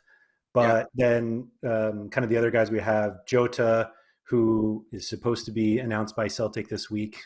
Everybody is getting a little more excited about it. Darwin Mm-hmm. obviously has already made his move to Liverpool. Price-wise, everyone clearly thinks he's going to crush it immediately, which is kind of wild to see. I believe Yeah. I saw Team Bambi bought his unique for 75 ETH the other day. Wow. It was a lot. Gakpo is still out there as likely to move. The early talk I saw was Arsenal. I've basically seen nothing recently, at least nothing enough for somebody to drop it into a Discord channel called Transfer Rumors of one of the 24 Discords I'm in. But he kind of, wherever he goes, I feel like, because everyone else, like Eddie Emmy's already made his move to Dortmund. I guess Carlson could move. Just kind of going down the list here. Carlson could move. There was an expectation that he wasn't going to, and now that they have Odegaard and I believe they signed someone else, there's kind of like maybe they are getting ready to get rid of him. Julian Alvarez already signed to Man City, staying. Sinistero, we just mentioned, is kind of moving, and I think kind of everyone else. Zarky just mentioned Oshiman. I should probably add him. You're right. Yeah. I kind of always forget about him because he just crushes. Well, I actually was going to say, like, I feel like he never plays. Really? Like, I feel like he's out for like long enough where I forget about him, and then he comes back, and then I see somebody podium with him, and I'm like, oh yeah, he does play really well still. But yeah, he should be on this list. So I think I just got him in there. Maybe he's a little cheap. I don't know. But Maybe. who are you? I know you have an Ansu Fati. I don't think you're expecting to play him every game this season, but maybe you are. Do you think this 3.5, almost 3.5 ETH floor is justified? Unfortunately, I think it is. Don't get me wrong. There's loads of risk attached to buying an Ansu Fati right now. I'm seeing rumors that Barcelona are saying like he doesn't look fit and all this stuff, but I don't know how true it is because it's not official. You know what I'm saying? Like, but officially they haven't said it, but there's been good rumors. So it's like, oh, do I believe that? And then it's like he just trained with the national team for a month, basically, however long. He didn't play a minute in Nations League, but he wasn't going to. They just wanted him integrated into the side again. I think it's justified. But the problem is it's justified because if he does crush, he's 2 years young. He's like a Vinicius Jr. 2 years younger, effectively. Like this kid's like a number 10 for Barcelona. Like those chances don't get given to every kid at 16 years old, and then they get taken. I know he's had loads of injuries. I'm not saying that like he's the best buy on that list. He's clearly not. In terms of value for money, but the upside is really there. That's the issue, and that's why he's so expensive. Even though like I might not be able to play him every week. I really might not. Like I know I'm okay with that if that makes sense. Of course, I'm going to need replacements if that's the case. But I just think there's a Vinicius Junior type of scorer in there if he's fit, but that is a huge if. I can't like emphasize that enough. It's a really big if. That's quite a comparison. I just think, I mean, Vinny Jr. had one good season at 21, basically, or has had one good season at Real Madrid, season and a half, whatever you want to call it. Fati was Fati at 16. I don't think people are realizing like how good this kid is, albeit he's had injuries, but like 16. Yeah, it's really like it's stupidly really young. young. And I think I'm not like big on XG and XA and stuff, but somebody might be able to pull this in the chat. But I think his like XG is something stupid. It was up there with Mason Greenwood's. Like they both had like stupid XG numbers. He's just like it seems like he shoots and he scores. It's just a very he just has that type of inside forward situation where he can just score goals. He's not the same player as Vinicius Jr. Don't get me wrong. They're different dribblers. Vinicius Jr. is way more explosive. They're different players. They occupy similar positions. But I'm just saying, in terms of scores, like Sorare scores, I can see there being a blueprint in some way. You know what I'm saying? Yeah, I think it's as simple as like if he was an everyday starter for Barcelona, he would be one of the best players on the platform. It'd have to be. Yeah. U23 wise, at least. What are your expectations for Darwin? Like right away? right away, I don't see him. I don't see like a Luis Diaz effect. I know they're different ages and whatever. They come from the same league, so that's why I've compared them. Yeah, I don't see a Luis Diaz in there right away. I see him scoring goals, but I just think I just don't see him being a full-on starter. I really don't. I know they just got rid of Mane. I don't know if yeah, I wouldn't be spending, what is he, floor price 2.9. I wouldn't be spending 3 ETH on a Darwin right now. I would go straight for a Jota. I know we don't know he's definitely moved, but it's just good. 75% probably moves, right? Easy 75%, I would say. Yeah, I would it's I probably would buy higher a than that. Jota all day long over a Darwin right now. 1,000,000% for Sorare purposes. 1,000,000%. I just don't think you're going to get that nailed on starter that you're going to need. Maybe you don't need, but that you're going to want every week. And that's what you need to win game weeks, I believe. What do you think his situation is going to look like? Yeah, I think Luis Diaz ruined it for everybody. Like, I think Mm, it was just such a total outlier performance for so many reasons. Not one of which Jacob Haynes brings up, that like with the exception of Diaz, Jurgen Klopp tends to bring new guys along slowly. And yeah. so I think Darwin probably plays a little more just because they have, now that Mane is gone, Sean, PSU fans, is like convinced that Salah is going to Real Madrid. So he's like, so I think Darwin will have the minutes. My thought is that if Salah and Mane leave, there's absolutely no way this team scores as many goals as they did. No, no No chance. way. And so when you cut off 20% of their goals, and now you split it between Darwin, Luis Diaz, Jota. Diogo Jota, Mhm.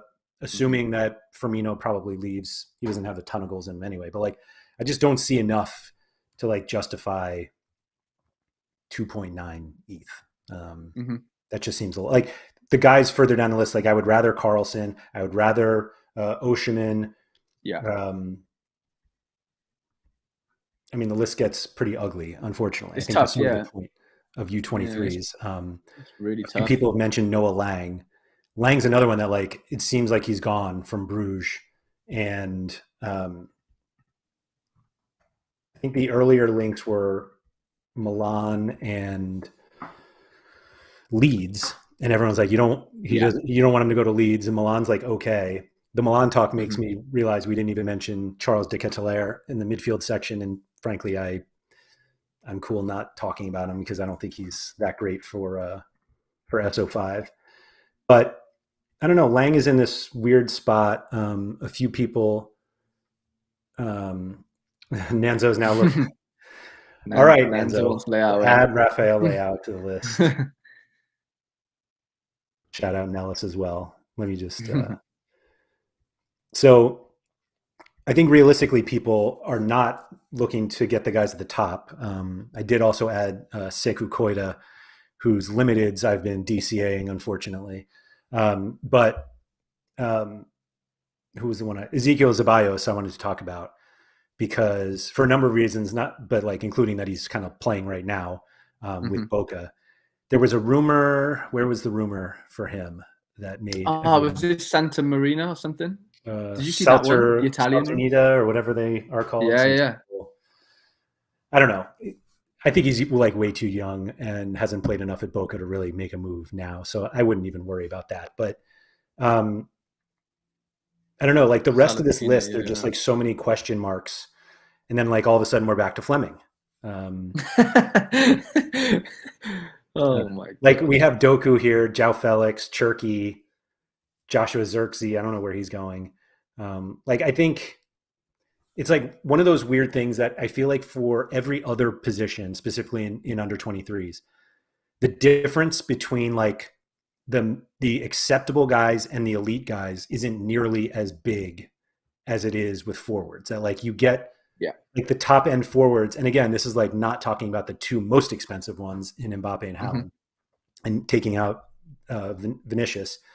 Like you're still looking at like at least 2.5 ETH, at least, and Mhm. most likely 3 ETH for guys like Jota, Fati, Darwin, and then you get like Gakpo and Leao in the 2-ish range. Yeah. That if you're like, no, I don't want to pay that. I mean, you're still paying, like, you still have to pay over an ETH for Noah Lang, Jao Felix. Who knows? There's some PSG talk that, like, I only amplify because I have one and I would just like to play them like once.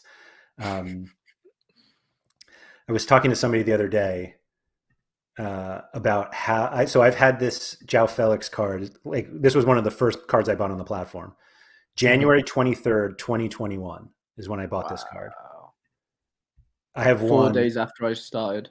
I've won 3 cards, including a limited with this card. Jeez. Like that's how like worthless of a card this has been for me. It's tough. It's tough. If anybody wants to go back to the Gary V boom and pay me 5 ETH for this card, it's yours. But anyway, let's see. Someone just said Maximiano Unique went for 6.6 ETH. 1.4 ETH more than the last Donnarumma rare. Oh my God. It's pretty cheap, right? That seems like a steal. Yeah. Anyway, do any of these guys kind of in the non-elite category jump out at you? They all have question marks, unfortunately. They just do. Like, it's so, like you said, the difference between the top end and like the mid end, like the mid range of forwards under 23 is just horrible. Like, the problem is if you score goals as an under 23 player in any league, you're going to go to a better league for the most part because you've just scored goals. Like, that's right. The most important thing in football, soccer. So that's what makes this tough. And yeah, higher up that list, you know, there's more nailed on situations. There's still some dodgy ones. Darwin, like you don't know if he's going to start, whatever. Going down the list, like I haven't heard too much about Carlson rumors. So for me, at like 1.8 ETH, I'd be definitely looking at Carlson, right? Sinistera, I know we've said, yeah, he probably moves. So he's probably not worth the gamble at 1.4. Xerxes, it looks like he's not going to stay at Bayern Munich as a sub. He's going to get a move, but there's so many different options he could go. It's not even worth the risk, I don't think, until you know where he lands. The one you just added now, Moussa Diaby, if you know he's playing for Leverkusen next season, that's a really good shout. A 1.5 ETH. Well, it's funny because I think Sinistera is supposed to be the Diaby replacement. And it's like, okay, Sinistera at Leverkusen could be interesting. He could be, yeah. But I just don't, do I see Diaby move into like Newcastle? I just don't know. I don't know if I can see it. I don't know if I can see it. It could very well happen. It's like I didn't see Vieira go into Arsenal. So anything's possible in this world. Like there's no good at saying like this can't happen, that won't happen, because they very well can. Felix moving. I'd love to see Felix move. I love Felix. I love João Felix. I just don't like his situation. Yeah. Could he get to a better situation? Yes. Is that PSG? Probably not. Like he just needs to be like the main man somewhere. I just don't know where that landing spot is. Jonathan Davids didn't score enough goals towards the end of the season to where like he went off the boil a bit. He was flying for a period of time.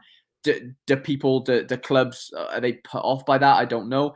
Doku, injuries galore. I've recently got rid of mine over the last 2 months or so. I just don't want to deal with those situations. Mateus Cunha, I think I asked you to add him to the list. For that type of price, as someone is like, okay, they just got rid of Luis Suarez. Obviously, right now, Felix is still there. I think Cunha's going to have a good season at Atletico Madrid. I don't know if Quinny's still watching. I know. I was going to say Quinny loves Mateus Cunha. Quinny loves him. Well, it's funny because on the other platform that I used to make content on, Football Index, Cunha was playing for Hertha Berlin. And he was like a number 10, but he took set pieces. He was the man. Like, he was the guy for Hertha Berlin. I'd love to see. Could you bring up his stats? Are they still available? I don't know if we go all the way back. Let's. Because he was exceptional for a period of time. Yeah, I don't know if these are probably still. Oh no, yeah, they are. Yeah. So look at that little like from game week 45 to like 122. Like those dark green 80s, like he was exceptional for it. And I'm not saying the right side of the graph isn't. I mean, it's not great. There's loads of substitute appearances. Yeah, but you know, at 0.38? Like, I'd fancy my chances. I really would. Yeah, that's an interesting one. Yeah, Quinny was trying to convince me to do a Cunha João Felix stack, and I'm like, the Atletico Madrid forward stack is not one I'm looking to talk Jorgen about. Larsson as well at the bottom of that list. Really cheap. Scored a lot of goals last year for Groningen. The guy you've just added, Lois Openda, scored a load of goals, obviously, for Vitesse. I'm one of my friends out here that went to the college that I went to is a big Club Bruges fan.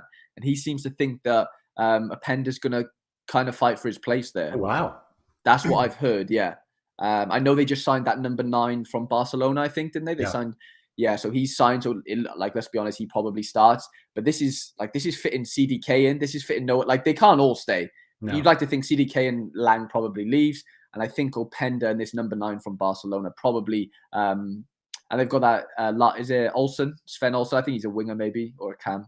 He scores really well. So yeah, they could have a really good attacking under 23 lineup next season. But like, there's just a lot of risk with these forwards. I'll be honest. There's nothing like like we looked at Verman. It's like we just know what's going to happen.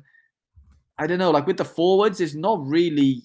I mean, there is a few, but you're paying crazy amounts of ETH for like a Vinny Jr. Like, you have to pay good money for these guys who are just nailed. I think Timothy Weah is like a 0.37 ETH. Like, he was good towards the end of the season. Like, I don't love him, but for that type of price, if we're taking gambles, like I know, okay, 280s. The rest aren't great. Like, what's that from like game week 224 to 268 is not a decisive, but even the 49 and 52 without a decisive is pretty good.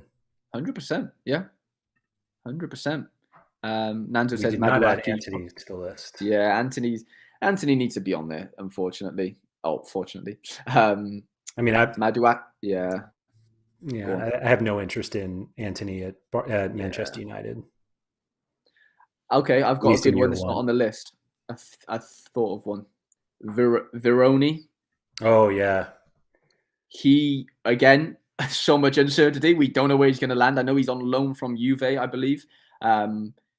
If he gets a nice landing spot, that guy scores goals. He scored a lot of goals in that Austrian Bundesliga last year. And I don't think he's that expensive compared to the rest of the pool. What is he? Yeah, 0.37. He's down there with the Kunhas, and yeah, for that price, he probably has to be the best bet in terms of hoping that he gets a good move. Yeah. That was the price on Broby is really funny to me. Like, I get it, but to be like more, I mean, I guess because the expectation is that like Ajax thing is done, but to be like more than Gakpo, Leao, Antony, Ocean, and Coit, like that's the guy crushes, obviously, and if like you're leading the line or in the front line with Ajax, like you're going to score goals. Yeah, that's a big one. Who was the one I was just about to talk about? Oh, Muleka. So was like awesome in Turkey last year, and there was talk that he was going to go to Besiktas, and I saw today that he could go to Burnley.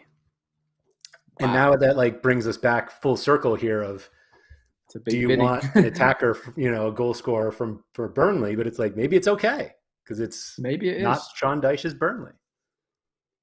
Yeah, I don't know enough about this kid, to be honest. I know, like you said, I know he's scored goals over the last season or so. I know Perez had a super at some point, I think, so that kind of brought me on his radar. But yeah, I'll be honest, I've never seen him play in real life, so I really can't give a good estimate in terms of what he's like, what he's about. I imagine he's pretty physical if he's going to Burnley in the Championship and company fancies him. I don't know that though. But yeah, he scored goals in Turkey. There's no reason why he couldn't really score goals in the Championship for Burnley, to be completely honest.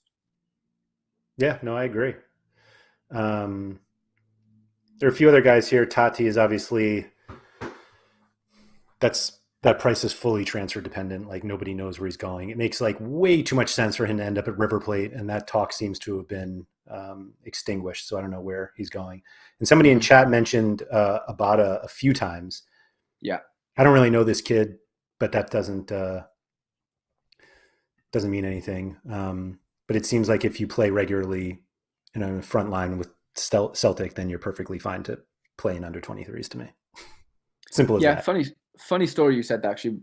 Simply Alex and Quinny were on my live stream yesterday, and Alex asked Quinny literally the question, do you think Abada's going to start every game next season for Celtic? And Quinny's answer was something along the lines of, like, Maeda's going to be in before Abada. But on the odd game where like they have an easy Saturday fixture and they have Champions League on the Tuesday, then like Abada will play that Saturday game, and Maeda will play the Tuesday game. But what Quinny basically also said was he'll probably play a part in every game, as in whether that's off the bench or coming or starting. So yeah, you've got a guy that's probably at least getting you a 25 off the bench and hopefully decisive capable, or if not, starting games. So I just added 3 more thanks to the chat. Vlahovic, Mukoko, and Skamaka. And John Andrews now asking if there are any U23 strikers that are now not on the list. We haven't added the NYCFC guys. I'll just say that. Shout out to Talis Magna. But yeah, I think it's kind of weird that like we've talked like a few times that like just U23 forwards, it's like one of the hardest positions to fill. And there's a guy that I didn't add also. Let me just add one more. Because he should be on the list, is Marco Gruel. But who knows what happens with him. I'll admit that I was also trying to buy one earlier today. So, but yeah, I think just like one of the nice things I like about this new watch list is just being able to do this, of like being able to take basically the player rankings and take just the people you want. And now it's like, oh, well, why is Broby 2.8 and Gakpo's 2.2? And it just makes it much easier to search that out. So I've made this list public for everybody who has been watching. If you wanted to just follow it along, you just go to the My Watch List page and it should be there. The link is also in the description. We've gone like basically 2 podcasts worth. And so I think we've hit everything that we should hit at least. So thank you to everybody who has joined us in the chat. This has been really helpful. Obviously, I think the list is twice as long as it was when we started, which is always, that's kind of the expectation when we do these live chats, is that everybody watching is able to contribute. So thank you to that. Again, if you are looking for this list on SorareData, the link is in the description of this video. If you're watching on YouTube, if you're listening to the audio version, just go to YouTube and find the link there. It's also just available in the public watch list, and you can search SorareData Strategy Show and it will show up. If you haven't hit the like button below, we would greatly appreciate it if you did. If you are listening to the audio version, if you could rate and review. Harry, thank you very much for filling in for Sean. I think it was a much more civil conversation because you were here. So thank you for that. I'll be back next week, early in the week with Andy for Sorare Andrews. We're going to do a Liga MX preview because that league is starting up soon, and it's a league that a lot of people are not familiar with, but does have some very interesting players for the summer months. So come back for that, and then Sean and I will be back next Friday for this show. Harry, thank you again, and good luck this game week. Appreciate it. Yeah, same to you. Thank you for having me on. Do really appreciate it.